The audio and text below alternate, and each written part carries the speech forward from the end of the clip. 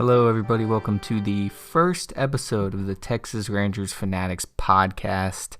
I've been looking forward to doing this for a long time, and I'm finally doing it. So we got a couple of great segments coming here today. An interview is the first one, and then later on I talk about who I think is going to represent the Rangers at the All-Star game now that we know that Adolis has unfortunately not gotten a starting spot, as well as who I think might get traded. So there are two topics I've covered before, but there's a lot that's changed recently, so definitely stay tuned for that. I don't know where you might be listening to this on, but it will be on Anchor FM, Spotify, and YouTube, so be sure to check out the other platforms if you're not on those already, and of course, as always, the Instagram. But without plugging too much, I do have to thank the sponsor of our first episode, and that is MLB Fits on Instagram. The name is MLB.fits, like an outfit, and they have the latest and greatest in MLB drip and culture. The game is changing, and you don't want to miss it because they are showing you what the players are wearing now. Pre-game, post-game, during the game, everything. They have all the players you could possibly want. Do a lot of giveaways as well for signed baseballs from some of the guys that they post about, as well as others. So y'all better go give them a follow because they got great people over there, and it is one of the more entertaining pages that I've ever seen on Instagram, at least as far as MLB ones go. So go give them a follow at MLB.fits on Instagram and tell them I sent you. And one more quick shout out I want to make is to Jonathan Byer Racing for making my logo. You can find him on Instagram at jbyrracing. Great stuff over there. They got a great team, and he made quite a logo for me. So shout out to him. Now that the business stuff is out of the way, let's get into the baseball stuff. I was very pleased to already have an interview lined up for this first episode because I want to give you all the latest and greatest. And this was something I always have enjoyed doing. I'm getting a little better at them. I've only done a few so far, of course. First time with Scott Heineman, and then most recently with Taylor Hearn. And now I'm talking to Jake Hoover, the Frisco Rough Riders. Jake is really awesome. He is a great player, and I only wish him the best. So we had a great time talking. Talked for about 20 minutes. And without any further ado, here is the interview. The 3-1, swinging a hard hit line drive, a diving stop off to his left, Hoover up to his feet, and he throws him out at first base. A spectacular headlong dive to the four-handed. All right, y'all. So for the first guest on the Texas Rangers Fanatics podcast, we have none other than Jake Hoover. He is a utility player for the Frisco Rough Riders. And Jake, how you doing today, man? Good. Thanks for having me on today. So let's talk about the Rough Riders for a second. They are scorching hot right now. They've won 12 of their last 13 games. How's that been as a player, just to see the team doing so well? I think, as a player, it's been an awesome time. It's been wonderful to be here. One, in Frisco and in around Dallas, the Texas area. And two, anytime you can be part of a good winning team, it makes baseball a lot more fun. Yeah, for sure. So I was doing a little research on you as well because I didn't want to just come in winging it here. And I saw that you attended Hillsdale in Michigan and put up some very solid numbers at your time there. 12 home runs, 64 driven in, 328 batting average, and slugged 525. What was your experience like at Hillsdale? At Hillsdale, it was great. I had a couple opportunities to play right away at some schools, and I ended up choosing Hillsdale because of its good background, good education, and I got an opportunity to play right away as a freshman. So I thought the experience would be more important than waiting 2 years at a big Division I, and earning my time there. So in the end, I think it worked out pretty well. Yeah, I would say so. Getting drafted at any capacity is for sure the goal. And I saw as well that earlier this season you were called up to AAA Round Rock for a bit. Did you feel a lot of pressure when that happened? To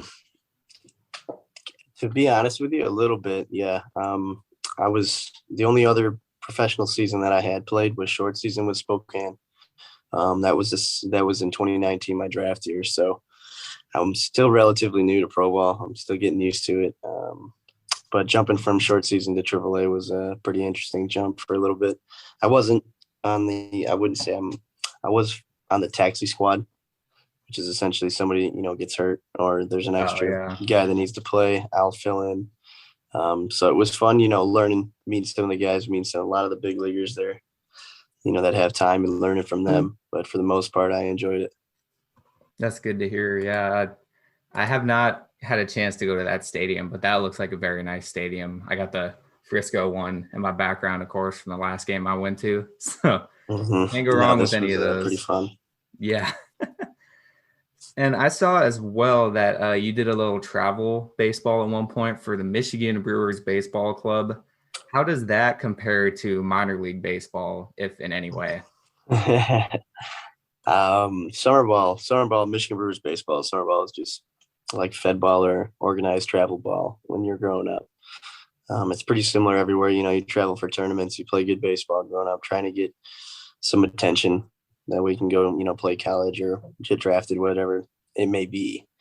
But the Michigan Brewers Club is still a predominant club in the Metro Detroit area back home in Michigan. It was started by my father and Joel Hoover and Dwayne Noble back in I'd like to say 2012 or 2013. I played for them the last couple of years of my career in high school throughout summer. And then I ended up going to Hillsdale and was offered a coaching position there throughout the years when I'd come back for the summer. So I got to help out and travel again with the younger guys and, affect the younger guys' lives and hopefully make their baseball careers a little better. Yeah, for sure. That's awesome. And did your dad play baseball then? I didn't know that he founded that team. That's interesting. Yeah, my dad played baseball for Central Michigan for a couple of years. Okay, cool. I also saw as well that not only did you play baseball as well as basketball and soccer, and you were all league, district, and county in both of those sports. Which of the three that you played has been your favorite?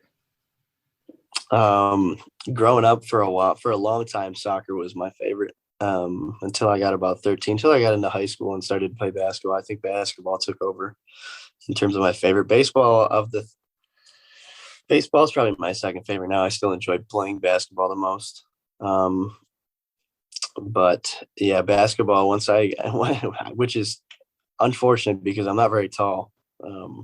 I could jump, so that kind of helped a little bit. I can jump pretty high, but basketball was a lot of fun. It allowed me to leave a lot of stuff out on the court. A lot of energy was spent, in the game versus baseball, which is a lot more of a lot more of a critical thinking sport than basketball is. So I think the two similarities there is both of them require a lot of thinking and require me, to exert myself. But I think basketball allowed me to exert myself physically, and it made me feel a little different after the games. When I was mentally drained and physically drained after a basketball game, it felt good. It felt good to be done, and happy that I could do everything that I could to help my team win when I was playing. Gotcha. Yeah, that's I can barely play one sport at all, much less three. So that's real impressive. Do you have any pregame superstitions or rituals? And if so, what are they? The way you get dressed, obviously everybody does it a little differently. I make sure I get dressed the same way at roughly the same time during the day. When we walk out to the field, I carry my bats in my left hand and my glove and helmet usually in my right. But other than that, there's guys that are really, really superstitious, and I'm not usually one of them. I haven't really bought into that quite a bit. Gotcha. Yeah, I've heard all kinds of things where guys, when they're walking up to the plate, they'll Velcro their gloves like 5 times, and they got to do whatever with the bat. So, if it works, it works. I definitely can't knock that. Yep. Yeah. Whatever makes you comfortable in the box and helps you succeed. Exactly.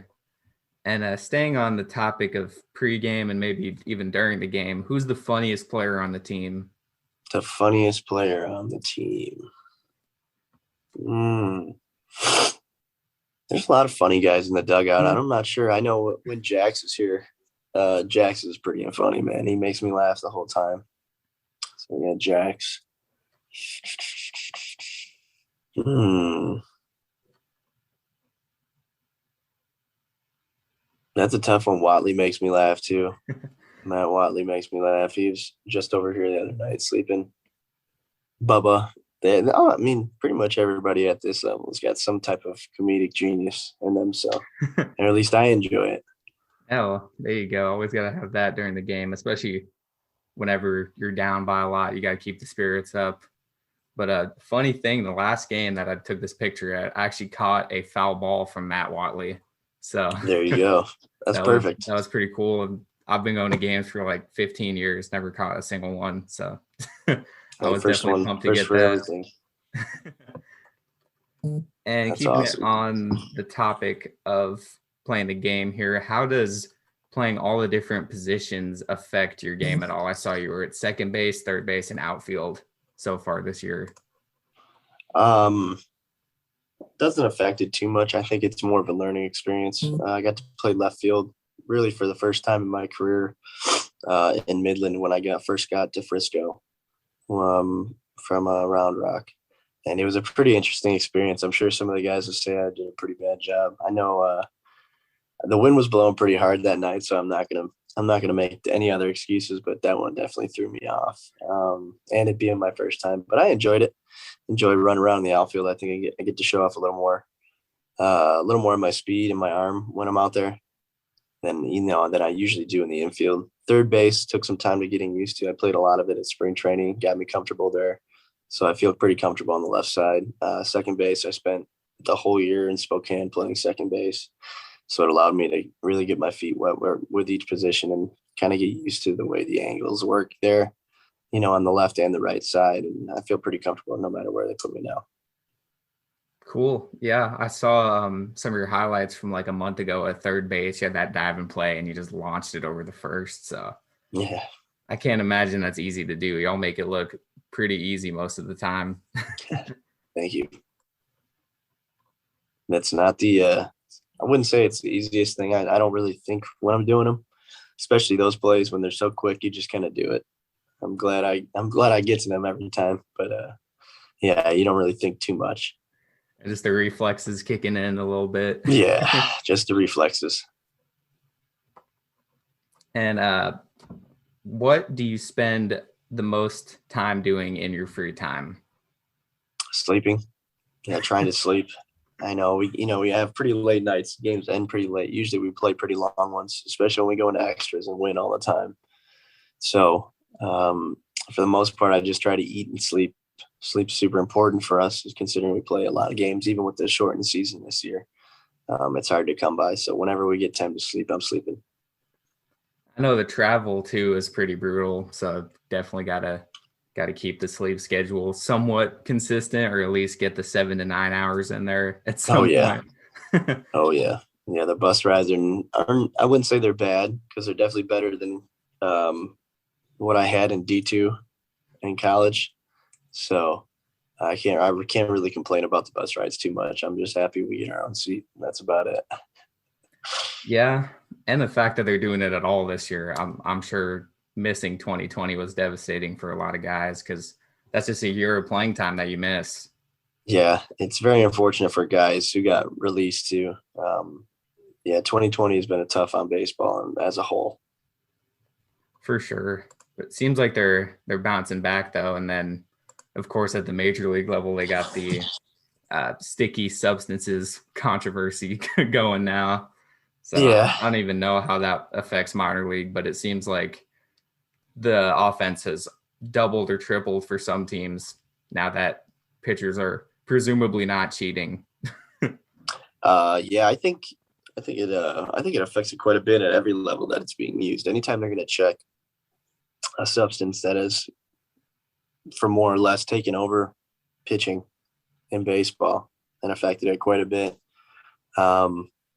I think you're going to see a big jump in those numbers anytime they change the baseballs too. So the MLB likes to change the baseballs, and when those trickle down, to, let's say, the AAA level. Like this year, there's the big league balls are in the AAA level. They're a little different. So anytime baseball has changed, you get to see a lot of crazy stuff. For example, you were seeing guys spinning the ball almost 3,000 RPMs on their fastball, which is unheard of. Balls legitimately look like they're going up to us. They look like they're going up.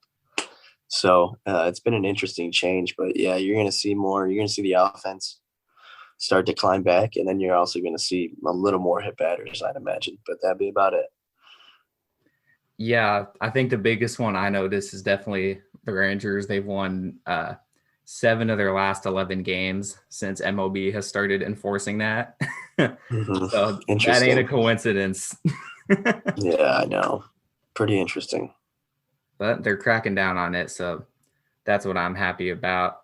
And then the last question I'll have for you on this part is, what are your goals for the rest of this season and just going forward in your career? I think going forward, I'd like to play some better baseball. I just got off the IL not too long ago. Played my first game the other day. So it's going to take a little time to get back into the swing of things. But for the most part, I think I get my bat going again. Swung it well in spring training, came into Round Rock, doing all right, but didn't see the field a lot. And I had a big lull there. So I think getting back to being healthy and swinging the bat well is my biggest goal right now. If I can get back hitting the ball, scoring some runs, and smacking some RBIs in for the team, I think that'll be great. Continue to play good defense. Know I can do that and just enjoy the game while I'm here. Really just enjoy it. For sure. Yeah, gotta definitely take advantage of those opportunities. So to wrap things up here, I've kind of made it incidentally a bit of a tradition that I do on these interviews. I have some rapid fire questions that I like to conclude the interviews with. There's really lighthearted, loose questions. None have to do with baseball. No problem. Good? Yeah, that sounds great. Let's go. All right. Pineapples on pizza, yes or no? No chance. My mom gets pineapples on pizza. I'm sorry, Mom. I'm throwing you under the bus here. I don't think it's right. I like salty stuff on my pizza. The pineapple just doesn't do it for me. Yeah, I'm kind of the same way. If someone gives me a pizza with that on it, I'm not going to turn down a free pizza, but I'm not going to order it voluntarily. You know what I mean? Is a hot dog a sandwich? Is a hot dog a sandwich? That's a heavy debate, apparently. Really? I wouldn't. Is a hot dog a sandwich? The way I look at it, pieces of bread going. Yeah, there's not, right. Well, when I think of a sandwich, I think of 2 pieces of bread, one separate from the other. And with a hot dog bun, I mean, for the most part, they usually rip at the bottom, so it might be like a sandwich. But for the most part, hot dog buns are not sandwich like. I'm gonna have to go with no with that one. I think everyone has said that out of the few people have asked this too on these interviews. So, all right. So far. That's hilarious. Waffles or pancakes? What's your preference? Pancakes. Not even close. Pancakes. Yeah, I love pancakes. I love breakfast. I'll have breakfast for dinner quite often if I could. I agree. Pancakes and bacon. Can't go wrong with that. And I had to tweak this next one a little bit because you have played 3 sports. But if you could play another one apart from those 3, what would it be? If I could play another one apart from those 3, what would it be? I'd probably play football. I think when I was growing up, my parents never let me play football. I was a little undersized. I was kind of small growing up, but I also played with what they call a reckless abandon. And so I probably would have hurt myself or my head. There's some sort of that when I was playing in high school. So I think I would have played football in high school. I definitely would have been a pretty talented football player. At least at our high school, we weren't very good. Gotcha. What position do you think you'd be at if you did? If I were to go to the same high school and do it again, probably quarterback. Sweet. And last but certainly not least, very, very important question here. Who has the best Rangers fan page on Instagram? Oh, come on now, man. That's you. That's you guys. That's a given. I'm running it well over there and enjoying it. All the posts keeps me informed, man. I really do enjoy it. Yeah, thank you, man. Yeah, I try I try to do what I can, especially late nights like last night. I was up till 1:30 watching the game. Those West Coast games. Oh man, yeah, they'll get you. They'll I get can't you. stand them. Even when they win, I'm like, it's already 1 a.m. Was it worth it? Was it worth seeing them win? Well, last It is night they every actually time. did not win, but if they do win, it is definitely worth it. There you go. For sure. So, Jake, that's all I got for you, man. I appreciate you coming on here. And y'all be sure to go follow Jake. I'll have his Instagram and everything linked. So, best of luck to you the rest of the season. And I'm definitely going to check out a couple more games before I have to head back to school. So, feel free, man. I appreciate you. Thank you for having me on. Yep. So, thank you again to Jake Hoover for coming on the podcast. Excellent interview. Great guy. We'll definitely look forward to seeing what he can do in the future for the Rough Riders and hopefully beyond, maybe see him in the big league someday. So the next segment I wanted to do here was talk about a couple of things relating to the All-Star break. Just for reference, I think I'm going to have it in the description anyway, but I'm recording this July 3rd, so just keep that in mind with the All-Star game and who gets traded and this and that. But the first thing is who's going to represent Texas at the All-Star game. Of course, unfortunately, Garcia did not get picked, but he still technically has a chance to get in. I had to look it up. I had no idea how it officially worked. I kind of had an idea, but this is what it said on Wikipedia. So 16 players get in from player voting. 8 pitchers, 5 starters, and 3 relievers within those 8 pitchers, of course, and 1 backup player for each position are elected by the players, coaches, and managers. If the top vote getter at the position has also been selected via fan voting, the second place finisher in this category is selected. Here's the problem, though. Adolis finished 8th in voting out of 9, so I don't think there are very good odds that he is the backup player or just guy in general. I was under the assumption that like every team got an all-star player, but apparently that's not the case. I don't know why I thought that. I must have heard it somewhere or something. I don't know. But yeah, Adolis got 8th, so I would think if anyone were to get the backup or anything like that, it would be Cedric Mullins, which brings me to the next thing. The final vote is 1 player gets in, and it says, after the list of 33 players for each league is announced, fans vote for 1 additional player chosen from a list of 5 that is compiled by the manager of each league's team and commissioner's office. So that would be potentially a chance for Adolis, I think. I don't know. If they pick I guess it just depends. There's so many positions, but that could be something, and honestly, Gallo has kind of caught up to him a little bit. Unfortunately, Garcia is in kind of a slump. So just statistically speaking, Gallo is a bit caught up to him. He's behind on batting average, but he's ahead of him on slugging. I think they have the same amount of home runs. So a lot to think about there. And then, of course, we have the replacements. After the roster is selected, the All-Star manager in the commissioner's office will replace players who are injured, decline to participate, and pitchers who started on the Sunday before the game. Which I hope it's not Kyle Gibson, because he should definitely be pitching in the All-Star game. I think he's not getting enough credit for what he's doing this year. At the time of this video, 1.98 ERA and 6-0 record. And I also just realized this is a podcast, not a video. It will probably be on YouTube, but you know what I mean. I'm so used to recording videos.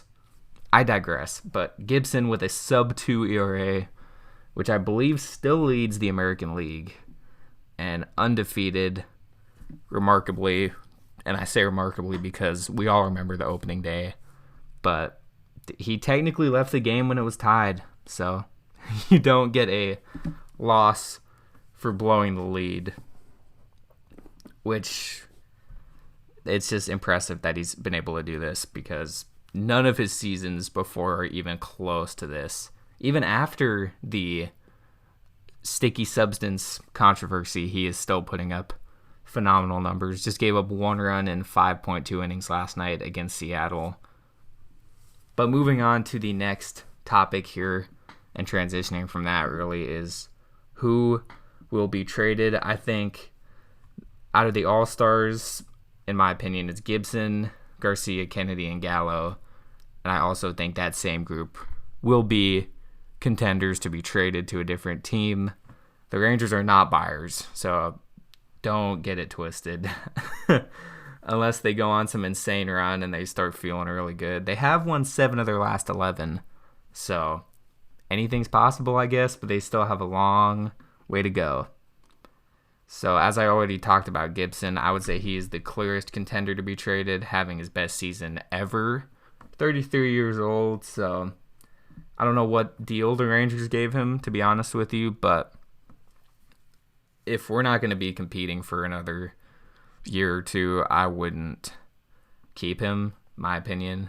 They got to hopefully start from scratch with their rotation this year by getting like Jack Leiter or Kumar Rocker. Of course, there's the option of Jordan Lawler, and I believe there was another catcher from Oregon or something that I saw in some of the more recent mock drafts. So, getting off topic, Gibson can certainly be traded. He is at the peak of his value. And then Garcia, clearly breakout season.